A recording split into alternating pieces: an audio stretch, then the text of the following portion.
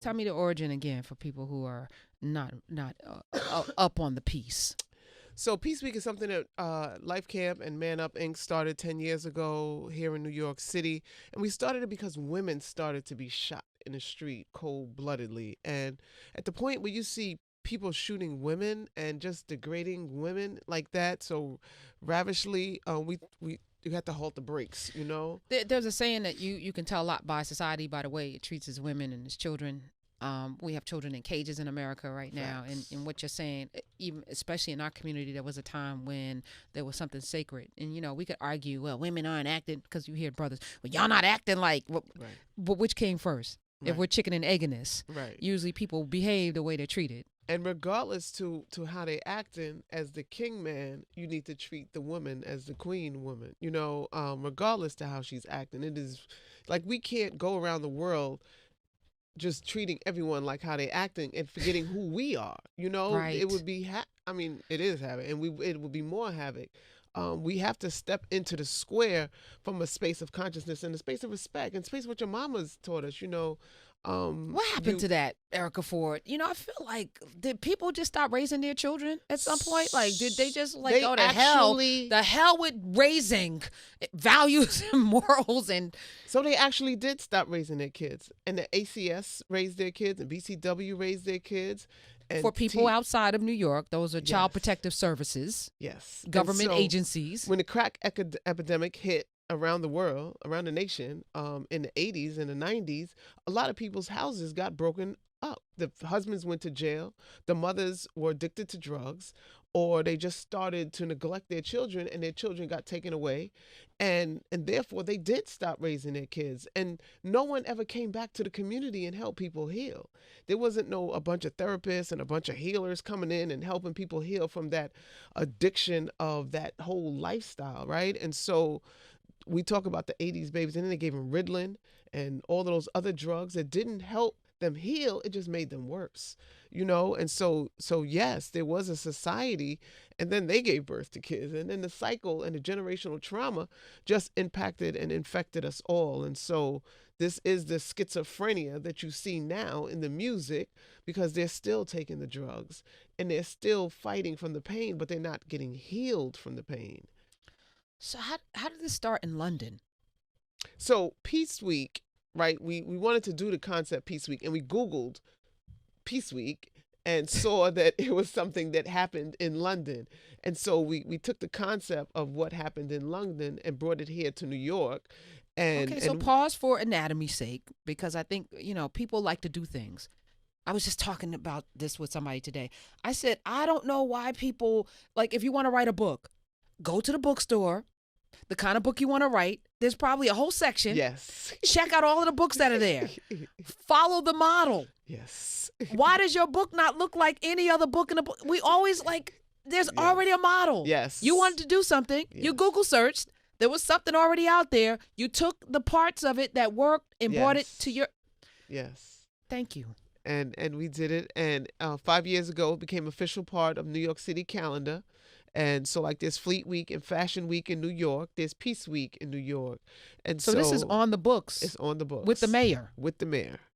Okay. What happens during Peace Week? So during Peace Week, there's a forgiveness dinner where we bring together both sides of the gun to come together and pay recognition to the whole process of healing and forgiveness, and recognizing that both families are impacted by the violence and the epidemic of gun violence. All right. Both sides. How do you get people to a dinner who have shot each other?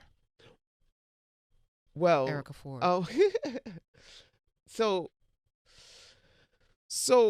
because this is your so people who don't know, you are known for going into spaces where people shoot at each other. Very much so. And this has been the thing that you've done, and what you're most known for in creating a resolution. Yes. And so the way we do it is through conversation and consistency and getting people to buy in. And sometimes people are, after a while. So it takes time. It takes a lot of time and a lot of healing, And so we might not have the person who shot your son, there with you. We have had that in the past, but more so it's just families who have been impacted by violence. Right, on both sides. Wow. So some people who have been in jail for murder, or, you know, whose son is in jail for murder, are at the table together. Yes. Breaking bread. Yes. Tell me something that's happened maybe last year, the year before, that has been pivotal or life-changing at one of these dinners. So one mother definitely saw the need to go and visit the person who killed her son. And so now we're working with her to get her to go visit. After coming to the dinner, she was changed? So I could say during the process, I'm not going to say like that dinner specific, but the process of the dinner and the work and the whole conversation of forgiveness. And she called me up and was like, I'm ready, you know, and so we're working with her to do that. Okay. So there's a dinner. And this year, Deepak was there, and Deepak said that... Deepak Chopra? Yes. Okay. He said that he was going to make a clone of Erica Ford so that after I'm gone, I could still be here. Yes, we need that.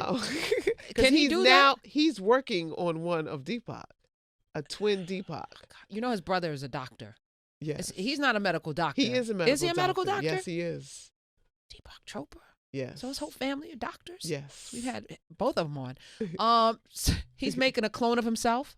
And Erica Ford. Don't forget that. I'd like the Erica Ford clone. I don't know if that's kind of narcissistic, Deepak Chopra. He has to be continued after he leaves to teach his grandchildren and his great-grandchildren. This is some Watchmen making his own grandmother. He could come on another day and tell you about all right. Well, I'm not mad at the Erica Ford. That came out the dinner. That came out the dinner. Okay, I'm not mad at that. I'm not mad at that. All right, so after the peace dinner, what happens next? So we have a lot of series of events. We had Bowling for Peace this year. We had the open mic. We had Bowling for Peace. Yeah, so all of the different sites came together. There's a major press conference. At the press conference, we do it on City Hall steps. So this year we saw Mayor de Blasio walking inside of his office. And so we spoke to him and spoke to him about having the crisis management system and folks. And so he obliged. And during Peace Week, we had a luncheon with him at Gracie Mansion, the different sites who do the gun violence prevention work. So that was a good thing. And he fortified the work and the support. And one of the things that is very important for us to continue to make peace on a national level is so that the support from the people who do the work on the ground, like Erica Ford around the nation, get the same kind of support like the Giffords Foundation or the Every Town or the March for Our Lives. And so that's why it's important to come on radio shows like this and help make peace cool, you know? Yes. Your jacket is cool. Your whole everything is cool. All right. So this year, 10th annual. You've been doing this 10 years. And each year, last year was the peace bus. Yes. Y'all still doing the bus? Definitely. The big giant bus that goes around. And we got to pull it up here so that you can get on it. I would love to. I would love to. What happens on that bus? Before I say yes, what's going on the bus, so, Erica? I'm going to start at the back of the bus. No, I don't want to start at the back. Yeah, we're going to start at the back of the bus. We have Pain on Beats, where people go into a full-fledged recording studio and drop their bars and they pain and just get it out, right? And so some mothers, families go in there and just scream, just yell, just say whatever. Then we have the punching bag, where you can get it out like that. Punch the bag, get it out. Don't pick up no gun, don't shoot nobody, get it out. And so then we also have, right next to that, how ironic, the schizophrenic, we have the yoga and meditation little space. We have the sound baths, where we do the soothing and meditation. Was it like the crunching of paper and the... Yes. And the waterfalls and all of that. Nice. And then also in that space, multi-purpose, we have the computers where we have a little tech lab. And then also in that space, we have the gaming section for the kids to just play games and get off the streets and come inside. And that bus goes around... It goes to hotspots. It goes to incidents of violence. It goes to events, into communities where situations just happen. So just like you might see the police set up in different neighborhoods, we want to be there set up to bring peace while there's other stuff going on. So we also have... No, I just wanted to, speaking of police, I've noticed in the last year that there's a difference in the police in New York City. Have you noticed that? Like in makeup, demographic, diversity, and behavior. Have you noticed that?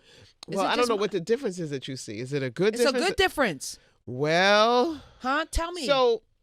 Maybe it's just in Manhattan. I don't know. Yeah, it's definitely just in Manhattan. Okay, they're putting all of the good people in Manhattan. Yeah, definitely. Yeah, okay. In our neighborhoods, I see a lot of coming back to the stop and frisk type of behavior. Really? Where they're jumping under de Blasio.